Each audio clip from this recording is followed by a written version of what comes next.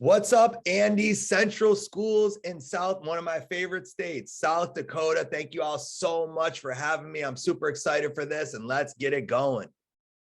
So it's good to be with you all, and I just want to make sure that I did make it into the right room this afternoon. I'm not sure exactly when you're watching this, but how many of you work with any challenging, disruptive, or unmotivated kids in any way? I'm guessing a few of you, correct? Good. Well, actually, before we get started, I'm just sort of curious to know, to ask yourself rhetorically, like how many of you were challenging, disruptive, or unmotivated back when you were in school? Anybody? Probably a few of you, correct? Probably a few more of you who actually get in trouble a little bit more now as an adult, right? So have any of you become more disruptive as you've gotten older? Probably a couple more of you. Well, you're going to learn a little bit more about me as we go throughout the next hour or so together, but I will start off just by telling you a little bit about myself and why I'm here and why you're listening to me.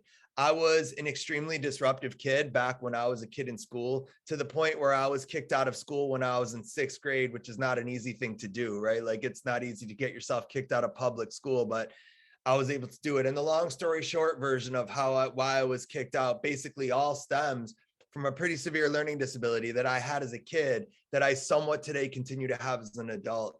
And in my personal opinion, it's the number one thing that you could struggle with in school, and it will make school a hard place, reading. Right? I always say if you're a good reader in school, you spend your life on the honor roll and you get the awards and everybody tells you that you're really smart.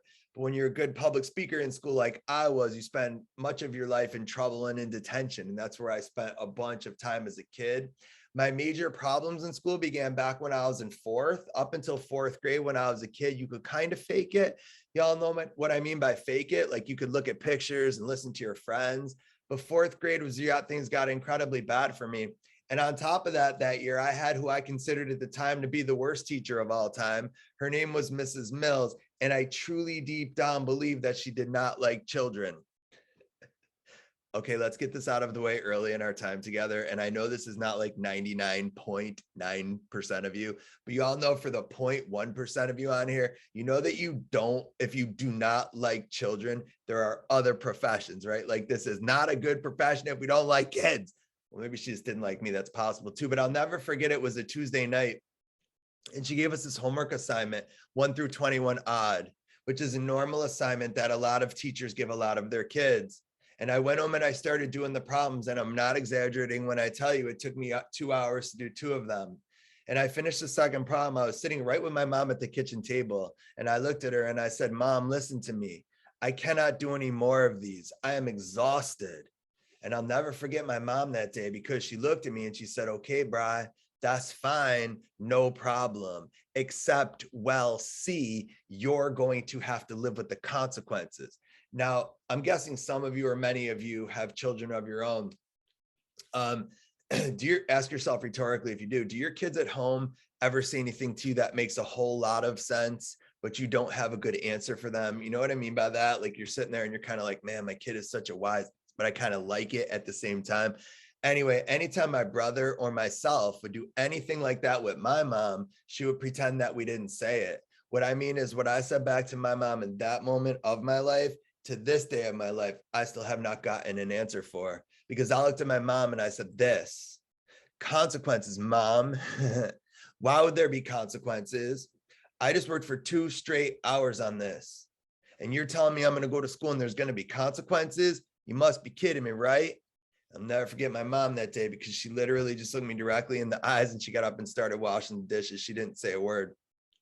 But I found out relatively quickly what she meant the next day when I got to school, because Mrs. Mills is one of those teachers who somehow had time in her day. She would wander around the room to every single kid, and she often had her grade book open and her pen in her ear, and she would turn your paper back and forth and back and forth. Like the 10th time we turn a kid's paper over, the rest of the problem is just going to magically appear. Like I never understood teachers who do that. They look at it sideways and upside down, and I'm like, lady, they're not there and they're not coming. Like, what are you looking for? You know? And I'll never forget, she looked at me and she goes, "Ugh, where are the rest of these, Brian?" And I looked at her and I said, "Well, last night and that was as far as I got, because you didn't get very far with that lady. She was really good at cutting kids off. And see, not only would she cut you off, but then she would make fun of you." And I remember that day well, because she looked at me and she said, last night, Yeah, Brian, I'm sure you're going to have a story for where the rest of these problems are, because you always seem to have a story for everything. But you know what? I think you're lazy. I think you're unmotivated. I think you need to try harder. That's what she said. Now you all know when you're 10 years old, 10, and a teacher tells you to your face in front of your friends that you're lazy and unmotivated and need to try harder, right? You don't have a lot of good options left, do you? What I felt like doing in that moment is I felt like crying, truthfully. And I got to tell you, I still feel it a tiny bit every time I tell that story. But the truth is, like, when you're 10 and your friends are all around, crying's not really an option, you know? So I always picked the other option, which was to fight back, right? When you're a kid, you can't really fight back against a teacher. I mean, not with your hands. So how do you have to fight back? With your words, right? I'm guessing some of you know kids that are good at that. Yes, I was really good at that. I was, what do they call the smart kids in school again? I was advanced placement in that. No, I was gifted and talented at that. Would you like to know how I fought back with her that day? I'm guessing you would, right? Well, I'll tell you all that in a minute. But before I do, I just want to tell you that I'm still mad at some teachers from when I was a kid. And it's not really you, but some of my teachers from when I was a kid. And what's interesting is that the system hasn't really changed, you know? I mean, it's still basically exactly the same today as it was when I was a kid in school. See, it wasn't enough for everybody that I struggled with reading as a kid. That was not enough. See, on top of that, they had to call me names for it too, which is really crazy because don't we tell our students not to call each other names? We do, right? Don't call each other names, don't make fun of each other, and don't label each other, correct? Yes or no? I know, right? Interesting. Then what a bunch of hypocrites some of us in education are, because then we turn around and we do to kids like me what we tell them not to do to each other. You want to know what they call me when I was in school? They call me disabled. They said I was learning disabled because I couldn't read very well. They gave me this thing at the time that they called an IEP. They put me in special classes and they had meetings about me all the time, all because I couldn't read very well. See, today I'm smart enough to know that I'm not at all disabled, not 1 ounce, not even a little bit. They had it all wrong. I just struggle with something in my life, that's for sure. I struggle with reading, but what? You all don't struggle with anything in your lives? You do, right? But because mine's reading, I'm disabled. Okay. I guess some of you probably drink an entire bottle of wine every single night when you get home from work, right? But you don't have any issues in your life, do you? You don't need any IEPs or any special classes. Some of y'all probably need a meeting or two. But kids like me, we can't read very well and we're disabled. Guess what? I'm not learning disabled. And you know what else? I don't think I ever was. But what's crazy is they tell you something long enough in school and you actually start believing it, don't you? Anyway, learning disabled. How I fought back with Mrs. Mills that day. I looked that lady directly in the eyes and I said this, maybe I'm lazy, that's certainly possible. And maybe I'm unmotivated, that's definitely possible too. Or maybe it's possible that you're just a really, really shitty teacher. Did you ever consider that? Because that's what I think, ma'am. I think you don't have any idea how to teach kids. And if they let you go to teacher school, then anybody in the whole world can become a teacher. I know, right? Funny, haha. You'll never guess who else laughed that day, by the way, all the other kids, right? They thought I was hilarious, and I kind of was. But guess who didn't laugh? Mrs. Mills. Nope, she didn't laugh. And you want to know the problem with what I did that day? Well, truthfully, there were multiple problems with what I did that day. But the main problem for me was this. See, I was already disabled because I couldn't read very well. But see, now officially, Brian calls teachers names too, which made me disturbed emotionally. See, now not only was I learning disabled on my IEP, but now they added this other one where they called me emotionally disturbed with a behavior disorder. Yes, yes. And some of you all know what they do with kids like me in school, right? I mean, this was, by the way, before COVID was a thing, before COVID was even a thing. They didn't want kids like me to contaminate all the normal kids. We might actually breathe on them or something. So they literally, and I mean literally, picked me up out of the regular class and they shipped me down to the wacky wing. I mean, self-contained special ed. You all know what self-contained special ed is, right? Obviously, yeah. It's like the room in the corner. In some school districts, we're in the basement. Occasionally, they'll give us a leftover closet if they got one of those for a classroom. In some school districts, kids like me have so much power. You know what they do? Literally, they just build us our own school. No, they really do, you guys. They build us an entire building, you know, for us special ed kids. And I have to tell you, I spent a little less than a year of my life and about 7 months in self-contained. And it was very much a double-edged sword for me. Do y'all know what I mean by double-edged sword? It was good and bad at exactly the same time. See, on one hand, it was really good. Why? Well, for the reasons that it's good, right? I mean, there's plenty of reasons that it's good. It's why we do it, right? The smaller class sizes, that was a huge benefit to me. Having some teachers that understood me, that didn't freak out at every little thing that I did. That was a huge benefit, right? So on one hand, I loved it, but on the other hand, I hated it more than anything. And the thing is, the reason I hated it then is still the same reason a lot of kids hate it today. And that's the label, right? I mean, I still rode the same bus with the other kids, and I still played sports with the other kids, and I still went on the playground with the other kids. But you know what? Some, not most, but some of the other kids used to say to me when the teachers weren't there, yo, dude, I have a question. Like, why do you go to that class? Yo, are you guys like retarded or something? I mean, you must be, right? Like, why is there only like 10 of you in that room? What's wrong with you? I don't know. I don't know, right? What is wrong with me? And I always ask this of regular ed teachers, what's wrong with me? What did I do that was so bad that you couldn't handle me in the regular class? Why? Because I pushed a little bit? Because they said, wait, I have a question, ma'am. Does it really matter if I do 10 problems or 2 problems? As long as I show you I know how to multiply, why on earth as a teacher would you ever care how many problems a kid does? Isn't the only thing you should care about the outcome of the problems? For that I was, oh, I remember what I was, but we don't call people names, right? It's the weirdest thing, because y'all want to know what they call me frequently? They call me defiant. That was a big one that they like to use on me. You know what else they call me? They call me uncooperative.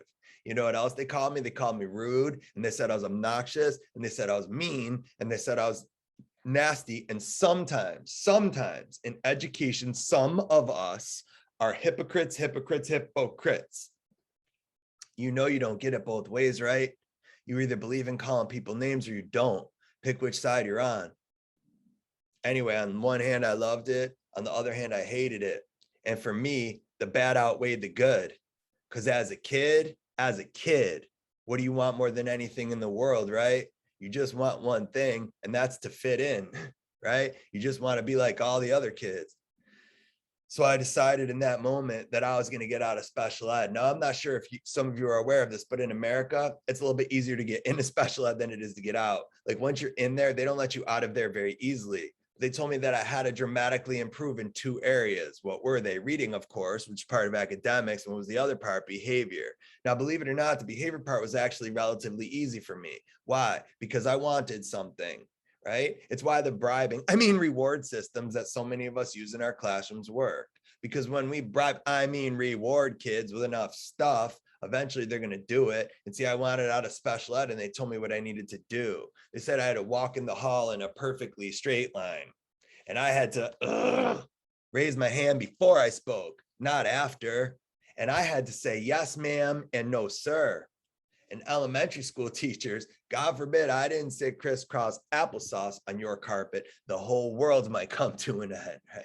I did all those things, no problem. But what was the hard part for me? I couldn't do the work, right?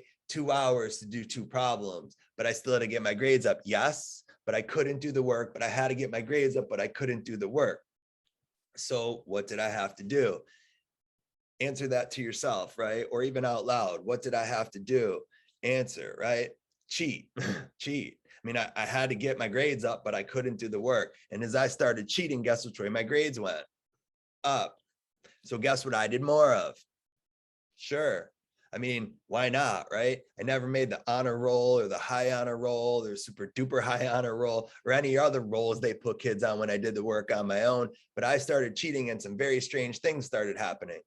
Everyone in the school started telling me how smart I was, and it felt really good. So guess what I did more of? And they put me on the stage at awards night, and they gave me a certificate and a plaque, and they called me most improved student. Yes. So guess what I did more of? And then it all came unraveled in 6th grade. Her name was Tori. I never got caught cheating, but I did get turned in.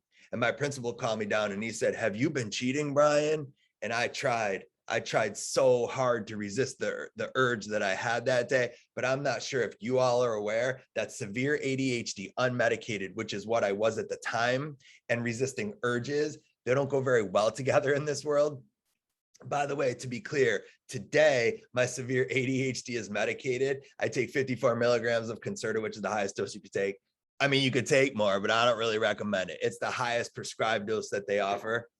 I can tell some of you right now are looking at me like I'm absolutely crazy, as though none of you on here today take medication of your own. You're all perfect. Probably if we all put our pills in the camera, we'd have a pharmacy in here today, correct?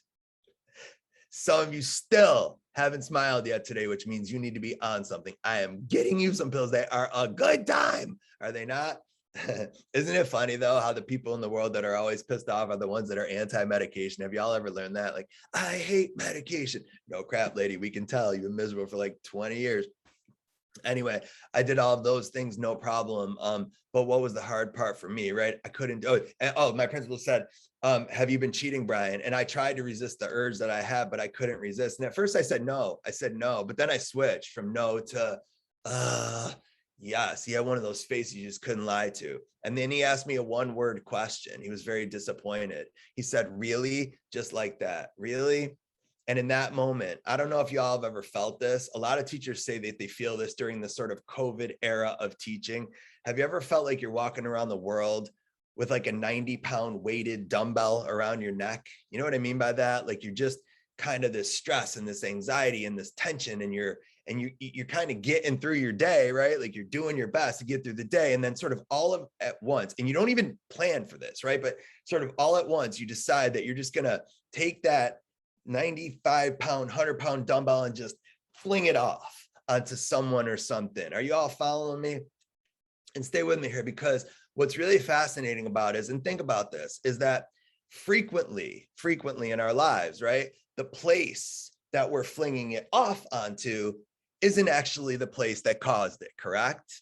In fact, frequently, the place we're flinging it off is miles away from the place that caused it. Well, let me ask you, instead, actually better than asking you, let me just say this, all right?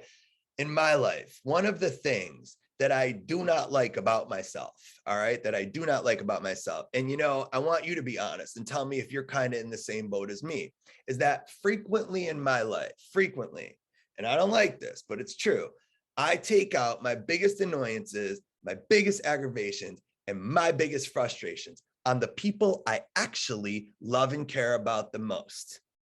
Anybody else with me on that? I mean, tell me there are not days that you go home from work and you had a long day and you're tired and you had an administrator up your you know what, and you had parents calling you, and you make it through, right? You make it through and you're kind of like, oh, I got through this day, you know, and you walk in your house and your 8-year-old, your 12-year-old, your 15-year-old, they walk in the room. All they do is walk in the room and they're like, hey, mom, tell me there aren't certain days you look them right in the eye and you're like, watch your tone.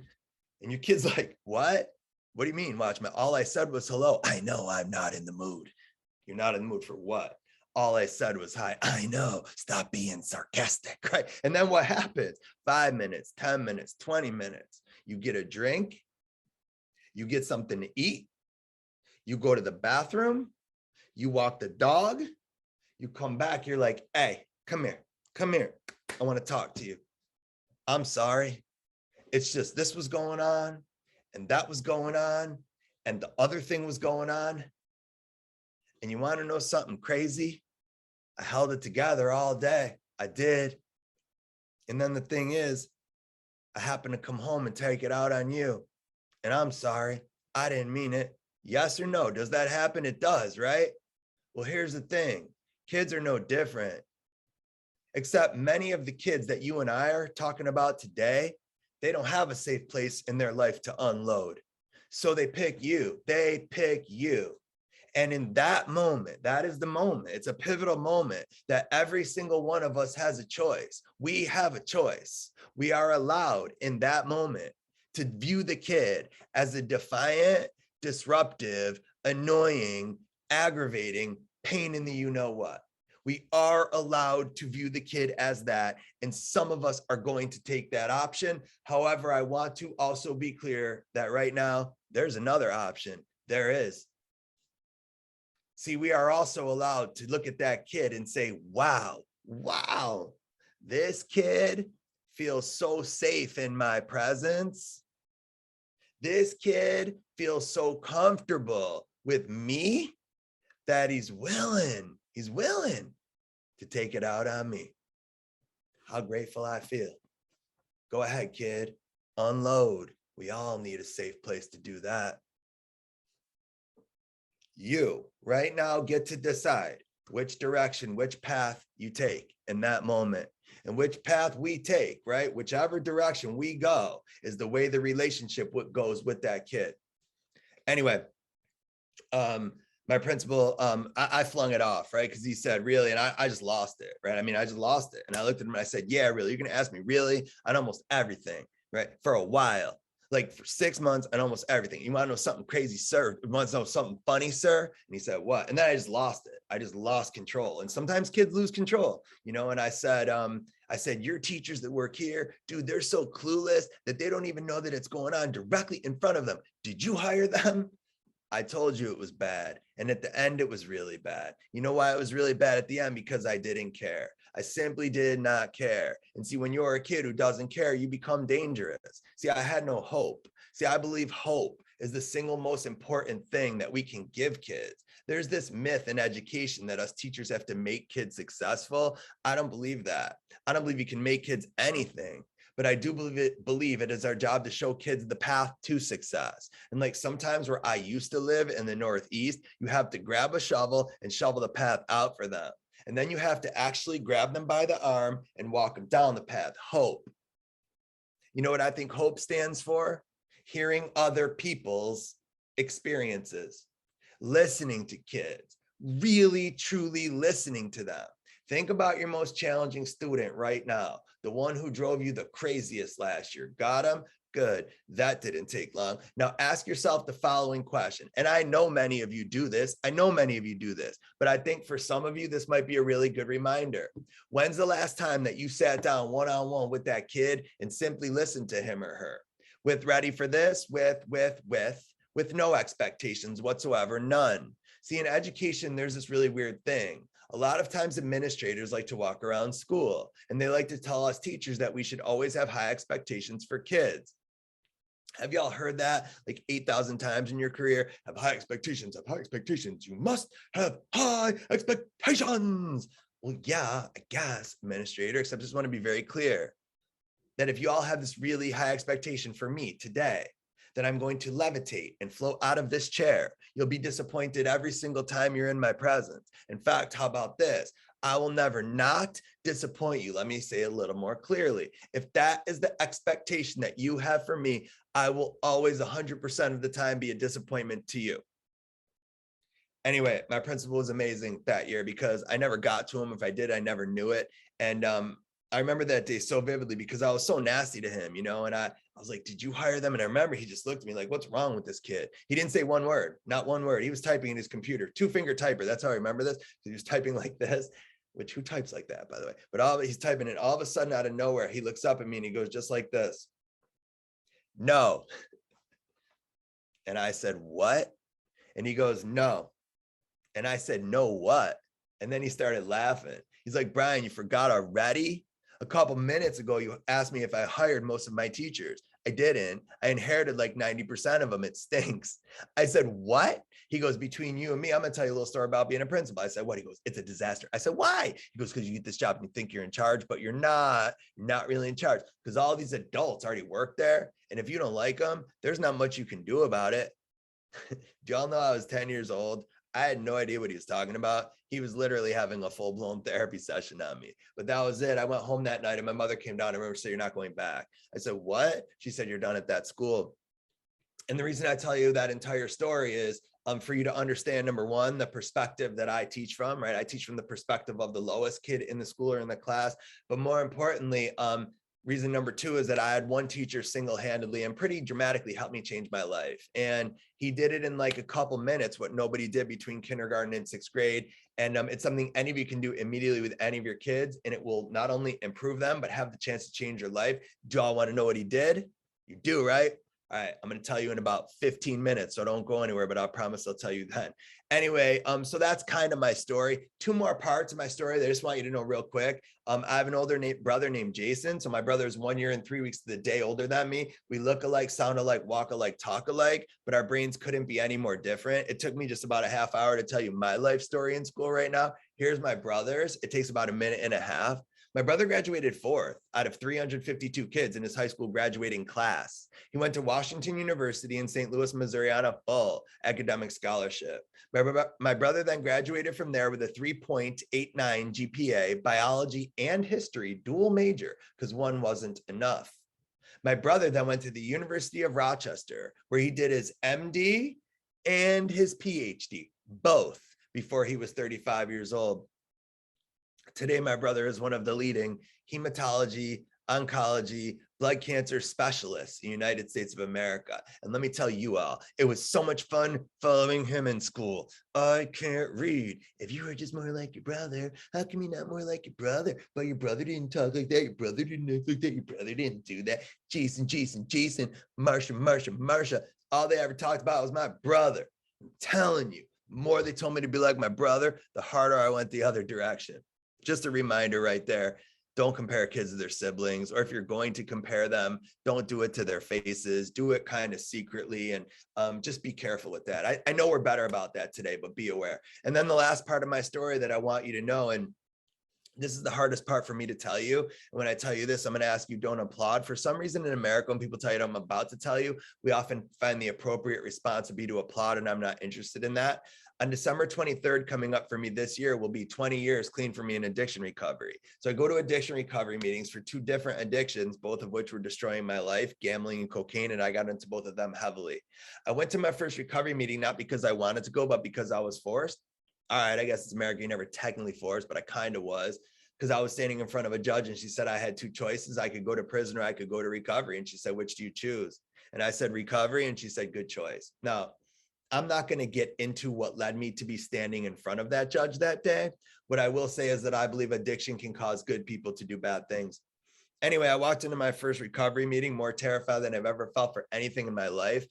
In fact, I was so scared that I got to the mouth of the room and I decided I'm not going to go. This is how sick us addicts are frequently. We don't think 7 steps ahead in life. We think about what feels best right now for me in this moment. And what felt best for me was to turn and run.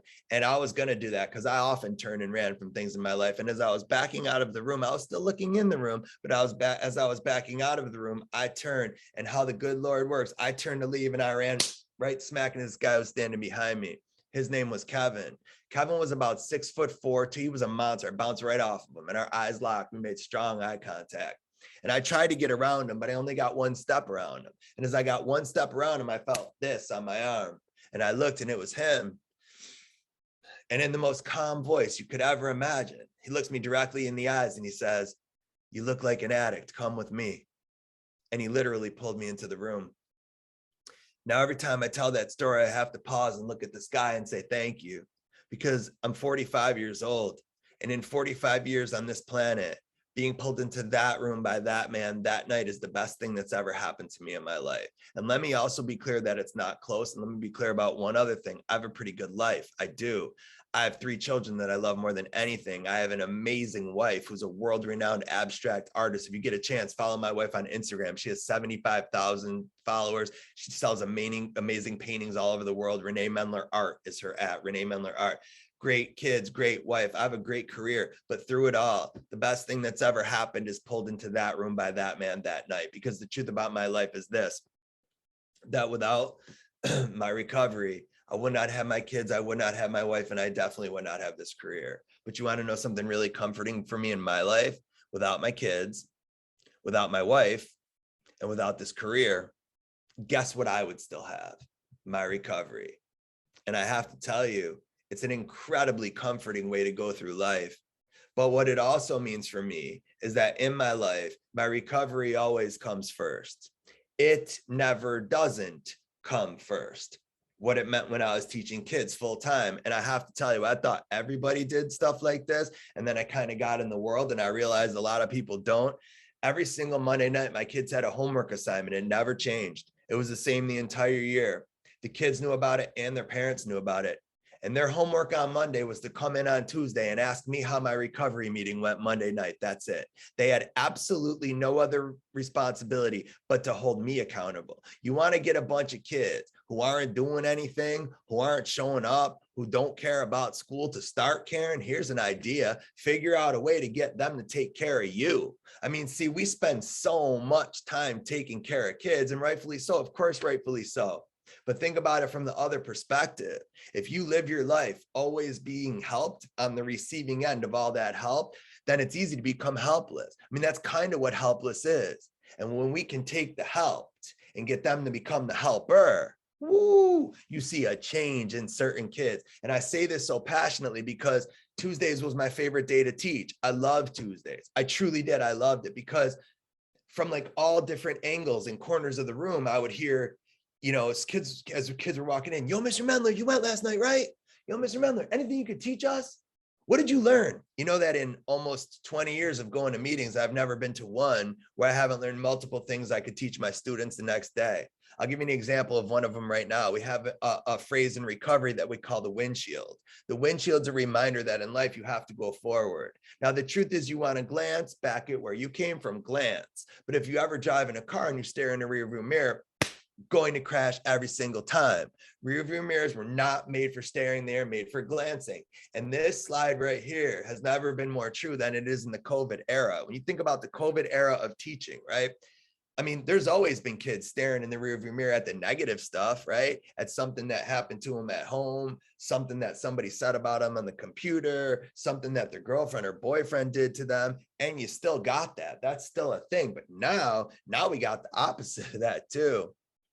See, now we got kids staring in the rearview mirrors at, no disrespect to any individual on here, but at the days when school was fun, when school was about hitting a 3 at the buzzer and administrators asking us to storm the court and hug our friends and high five people.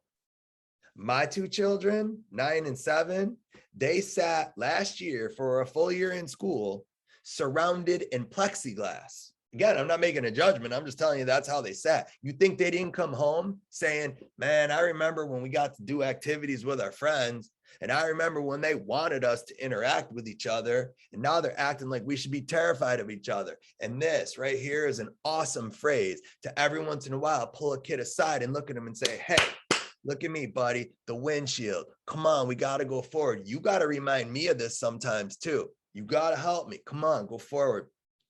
Anyway, you know, so there was another man in the room that night and his name was Chris. And Chris asked me a question. He said, why are you here? And I said, I'm here because I have a bad problem with gambling cocaine. And the man, Chris, looked at me and he said, no, you don't, just like that. And I said, excuse me? Yes, I do. And he goes, no, you don't. And then I got mad because us addicts, we kind of get mad relatively quickly when things don't go our way. And I said, who are you? Yes, I do. And all of a sudden, the first man, Kevin, he grabbed my arm again. And he looked at me and he goes, dude, chill, man, chill out. Let him explain. And the guy, Chris, looked at me and said, I'm sorry, I apologize. I'm not calling you a liar. And I'm not acting like gambling, cocaine aren't destroying your life. I think they probably are. It's just the biggest misconception people have when they come to addiction recovery is they believe the addiction is their problem. By the way, that's what I believe because that's what everybody said. Brian, hide your purse. Brian, hide your wallet. Brian is a drug problem. Brian is a gambling problem. Uh-oh, here comes Brian. And then he looked at me and he said, I just want to be the first one to tell you that gambling, cocaine aren't your problems. They're the solutions that you have chosen to your problems. And see, there's a good chance you're not really sure what your problems are because every time you use, his words were close your eyes. So I did. He said, imagine a big pile of snow or dirt. Got it? I said, yeah. He said, every time you use, it's like you grab a shovel and you walk over to that pile of snow or dirt and you grab a huge scoop. And then you walk over to your problems and you dump it right on them because you don't want to face them. But see, what we do in these rooms is we help you dig out your problems. We force you to face them. And then we teach you how to handle them with new solutions. Are you interested? How interested was I? All of a sudden, this man that I had never met before separated the addiction from me. And he looked at me and said, listen, in life, remember this rule. Whether you ever come back to another meeting or not, remember this. Adults make choices. Children make excuses. No more excuses. Why do I tell you all of that? Well, for two reasons. The first is I've learned as I've started talking about addiction that it's sort of like cancer in the sense that you either had it yourself or you know somebody very close to you who has. So hopefully I can be an inspiration for someone. That's not really why I tell you. The real reason that I tell you is I go to schools frequently and I often hear teachers and adults in schools use this phrase, and this phrase drives me crazy. It's always driven me crazy. But I never used to say anything because I always felt like if I say something, I have to tell my whole story, right? Quote unquote, go on and tell my whole story or not touch it. So I would never do that because I didn't want to tell my whole story, but I just told my whole story. So now I get to touch it. And the phrase is called, have you heard this phrase? It's called behavior problems. Behavior problem. You see her, you got that kid in your class? He's been known around here to be a never-ending behavior problem. Oh, her? I know I taught the little sister a couple years ago. She was a behavior problem then. Yeah, I had the mom 37 years ago. I could have predicted it then. Sorry, I got carried away. Have you all heard that? Well, I'd like to be the first to tell you, like Chris was the first to tell me, from this moment forward, there is no such thing as a behavior problem child in school. See, behaviors for kids are just like gambling cocaine are for me. They're not the problem, y'all. They're the solutions that kids are choosing to their problems. And see, there's a good chance the kids don't even know what the real problems are. Because every time they misbehave, it's sort of like they grab a shovel and they walk over to the pile of snow or dirt and they pick up a huge scoop and then they walk to their problems and they dump it right on them because they don't want to face them. But see, if you and I together can help them dig out their problems, force them to face them, and then teach them how to handle them new solutions, not only will we improve them, but we will change their life. And I want to be clear that that's what this whole thing is about for me. It's about changing people's lives. You know, when I got into addiction recovery, I always believed, and this was the biggest problem, by the way. So the biggest problem when I got in there in my life was that I always believed everyone else was the problem. I don't know if that makes sense, right? Did I say that right? I believed that everyone else was always the problem in my life. For example, right? When I failed a test, the teacher was an idiot. She doesn't know how to teach. If I got cut from a team, the coach was clueless. He doesn't know how to coach. If a girl didn't like me, she was clueless. Then I got to recovery. And what happened in recovery was, metaphorically speaking, of course, they held a mirror up right in my face. And every single time I complained about someone or something, they would say, right, but what could you have done differently? And I would say, but that person was disrespectful. And they would say, right, but did you have to feel disrespected? Did you not hear me? I said that person was disrespectful. Right, we heard you. But did you have to feel disrespected? Because disrespectful is about someone else. Disrespected is about you. Change you, and you'll change everything around you. And they taught me the most important lesson that I ever learned when it comes to behavior and basically everything else in my life. And that is, every time, every single time in my life that I have a problem with someone or something, I am a big part of the cause of that problem, me. Can y'all imagine if all teachers and all kids looked at all behaviors this way? You got the kid in the red corner, don't you? Not most kids, but some. You got the teacher in the blue corner, don't you? Not most teachers, but some. And you know how some kids and some teachers seem to meet in the middle of the ring and fight every single day? Well, wouldn't it be great if just for one day, as they were walking to the center of the ring, instead of looking at each other the whole walk there, they looked at themselves. See, by the time they got to the center of the ring, they'd fight each other to say, I'm sorry first. Anyway, by the way, I don't talk about politics in my workshops, but I will say one thing. The Democrats and Republicans should all come listen to me too, should they not? Imagine if just for one day, everybody in our government was only allowed to talk about what they did that's helped cause all the problems in our society. Anyway, I'm a big part of a cause of every problem in my life. And, so this is an incredible concept because, you look at schools, right? Let me ask you all a question, right? Do y'all have one of those things at your school that they call a referral form? You do, right? Like, I'm guessing you have a referral form. So, and I'm genuinely curious, I don't know the answer to this. Do you have a spot on the referral form that says what the adult did wrong? That's on there, right? How about a spot that says what the adult could do differently next time? That's definitely on there, right? So I'm asking administrators, do your teachers even have to look in the mirror? Do they have to look?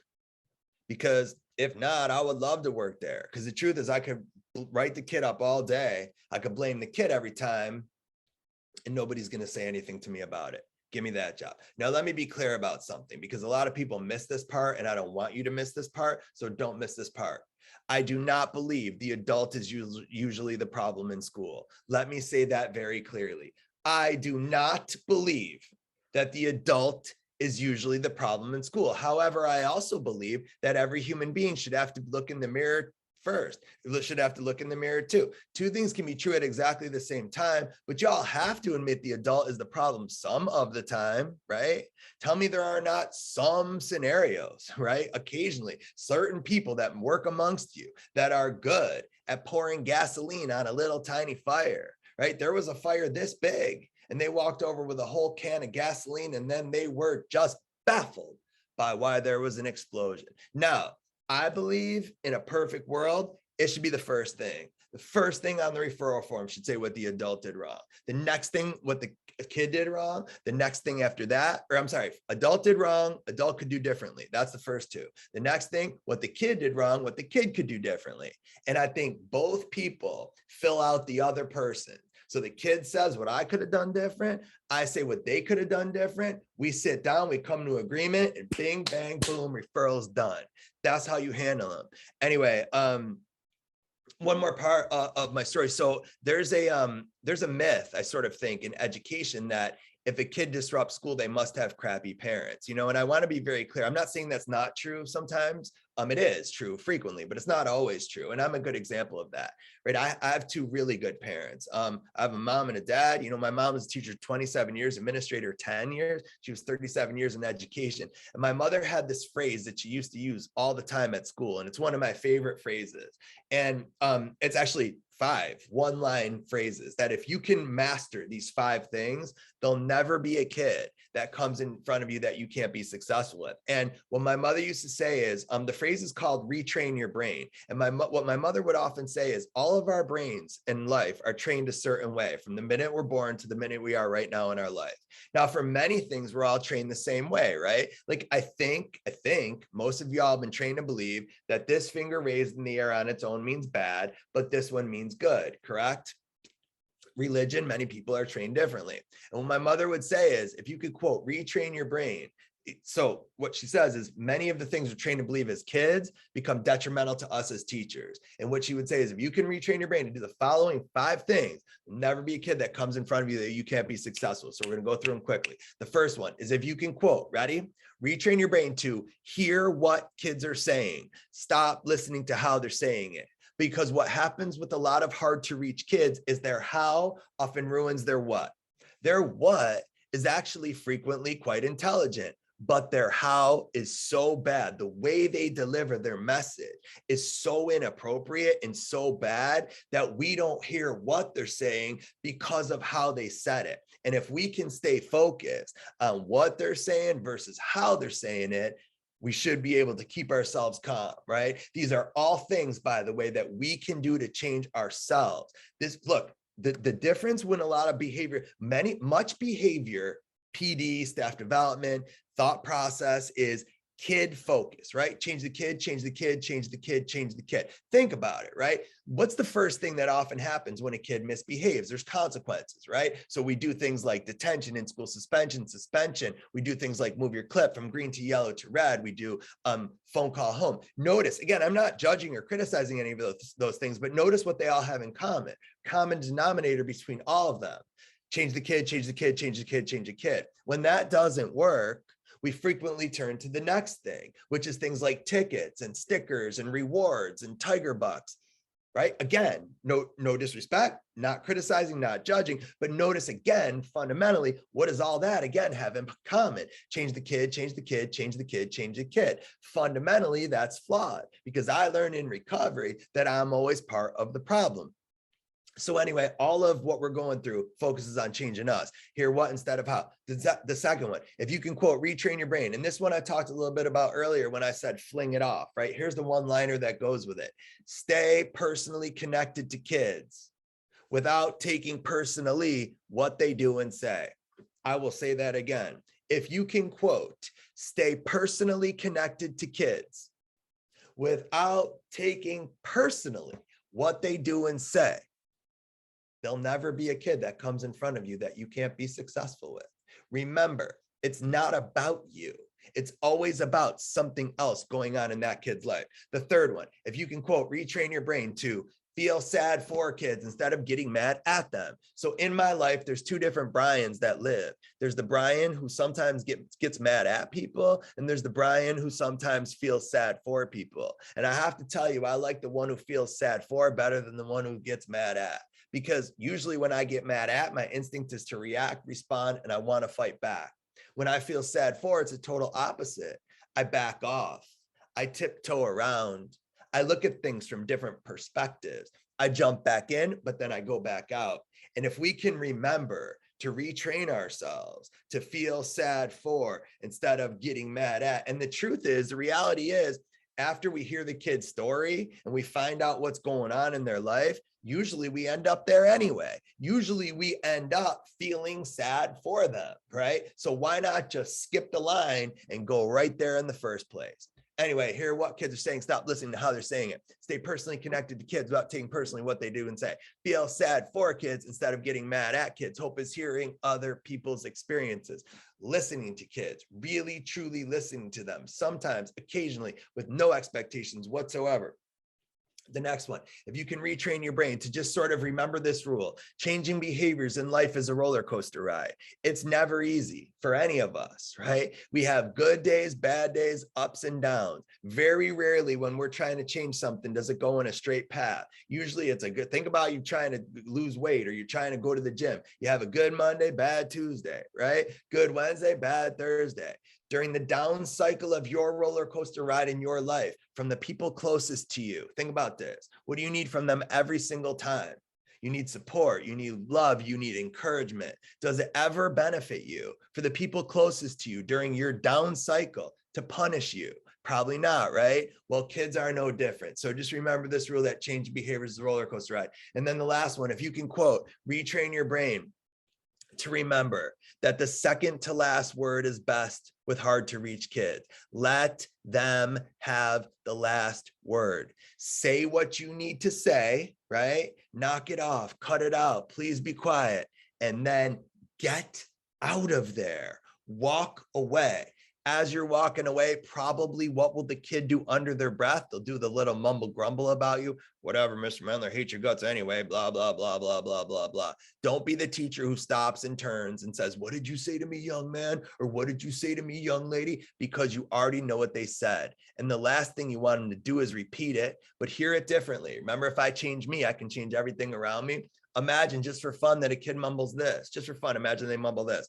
Excuse me, Mr. Mendler, but right now I have to call you a couple names under my breath. Because if I don't, I'm going to look like a wimp in front of the class, and I can't look like a wimp in front of the class. Everyone knows that. So could you please be the mature adult with a college degree and continue walking away from me? Because I have to eat lunch with them, and I have to ride the bus with them, and I have to be on the playground with them, and I have to play sports with them, and I have to be around them all day long. After all, Mr. Mendler, what do you tell us to do when someone calls us a name on the playground? You tell us to just ignore it. Well, how come you can't? After all, Mr. Mendler, what do you tell us to do when someone says something to us that we don't like? You tell us to just walk away.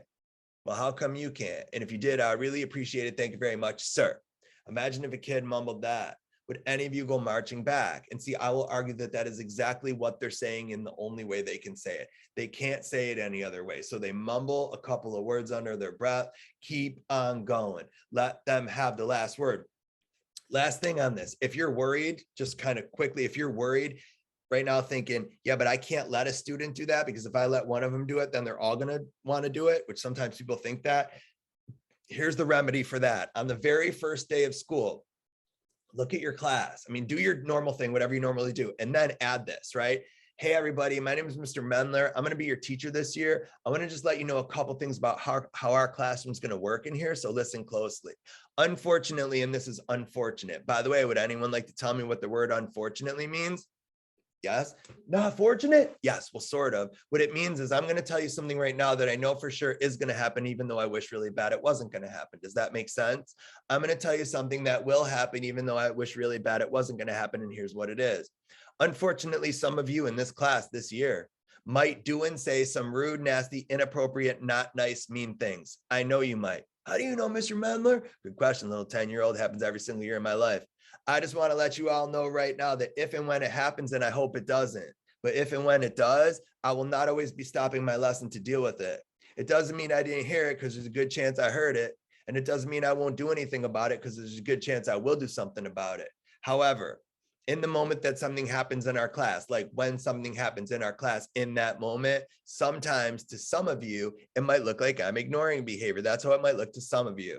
However, let me be very clear right now that I promise you I am not ignoring it. I am not ignoring it. It just means sometimes I think teaching the 10 of you, the 15 of you, the 20 of you that are not being the 30 of you that are not being inappropriate is more important than stopping for the 1 or 2 of you who are.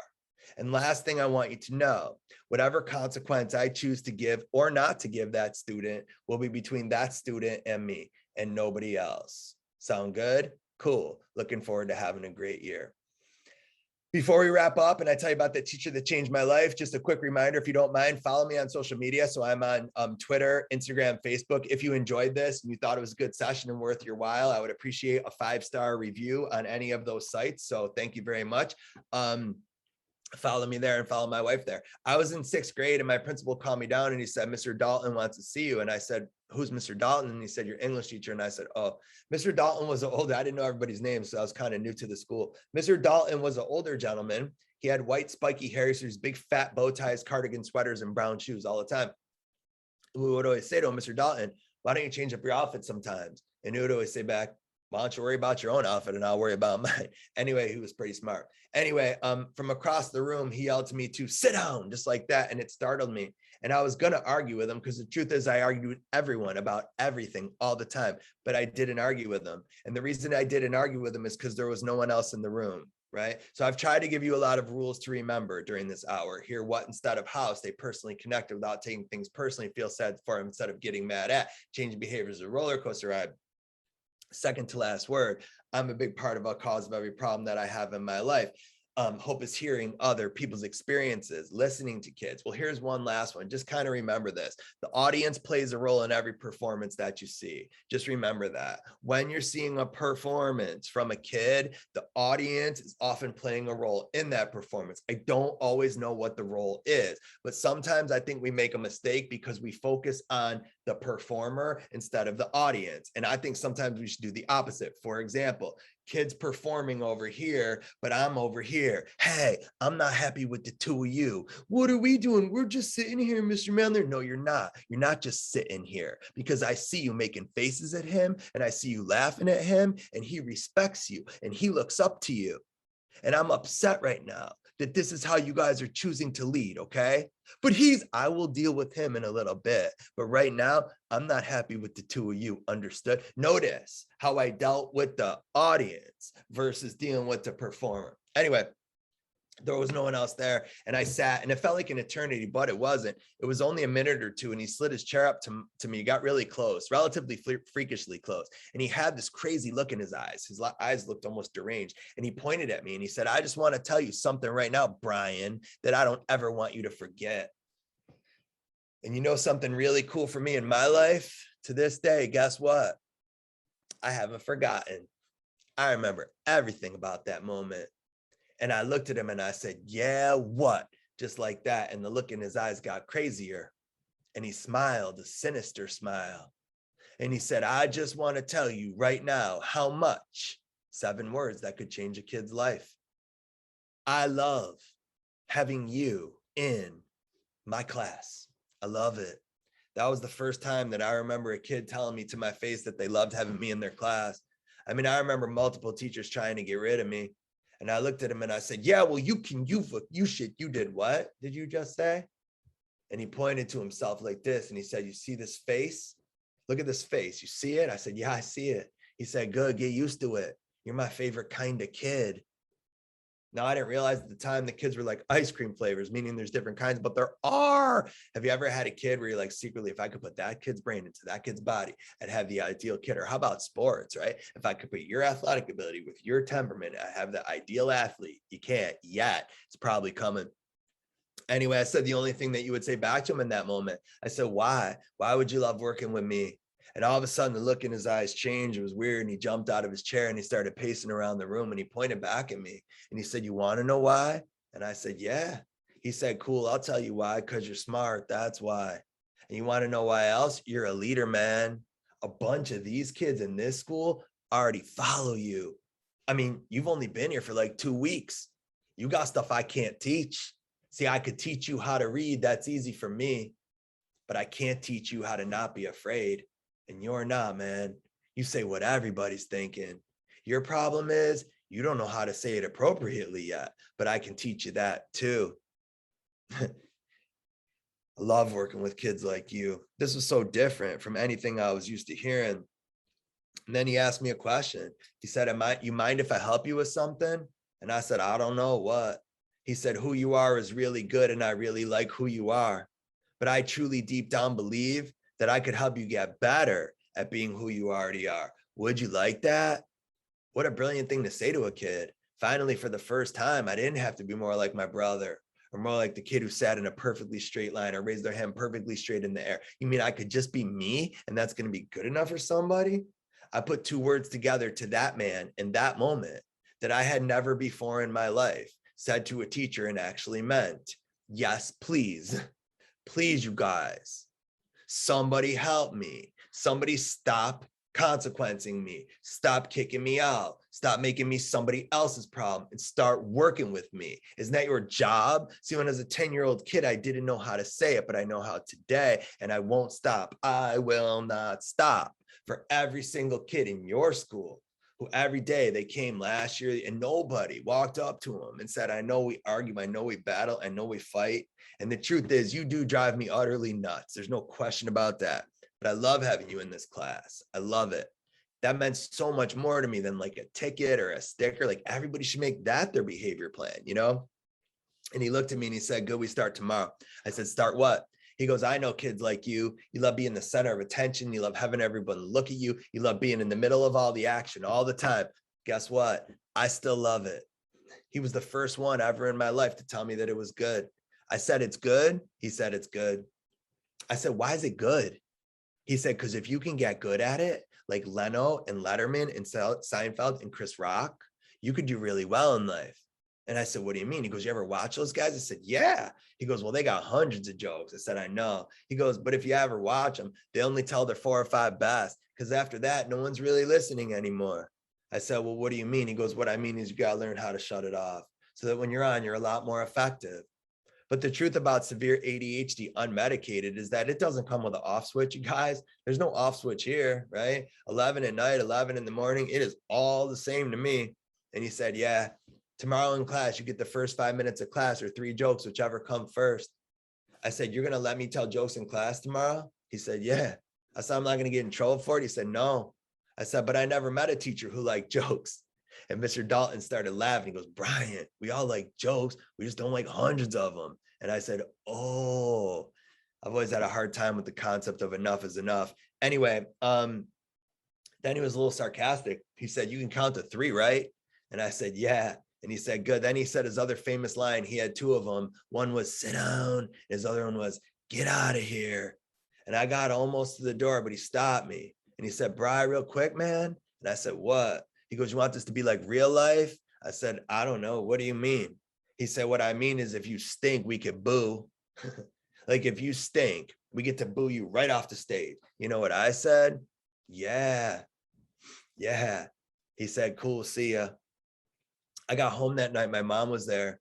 I said, "Mom, I got this English teacher, Mr. Dalton. He's going to let me tell jokes in class tomorrow." Of course, my mom didn't buy a word of it. So I said, "Really, Mom, call him." And she did, but she only got 6 words in that day. "Hi, Mr. Dalton. It's Mrs. Mendler." That was it. She took right over. "Hey, Mr. Dalton. Hey, sir. I don't even know why you're calling." Or he took right over. "Hey, Mrs. Mendler. Hey, ma'am. I don't know why you're calling. But before you say anything, I would like to tell you a couple things about your son, Brian. Number 1 is he's smart. Number 2 is he's a leader. Yeah, I'm going to let him tell jokes, ma'am. He's funny. He can hold people's attention sometimes better than a lot of adults that I know. But only 3 jokes, ma'am, because after that, no one's really listening anymore." And then he says, "My mom, he can count to 3, right?" And my mother looks at me. She's like, "I think." I'm like, "Mom." But the reason I tell you about that phone call home is because in my life before it, there were a lot of others. Most of them ending with my mom yelling at me or crying, but now that one, my mom had that look in her eye.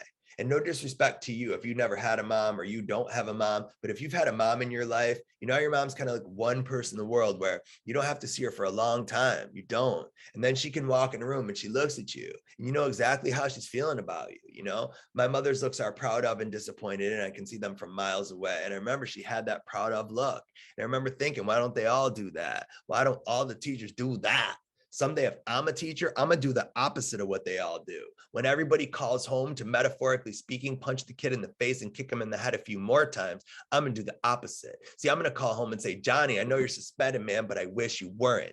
Because to me, you're an important part of our class if I don't teach you. Because to me, you're an important part of our school. And I wanna let you know that at least one person here will miss you while you're gone.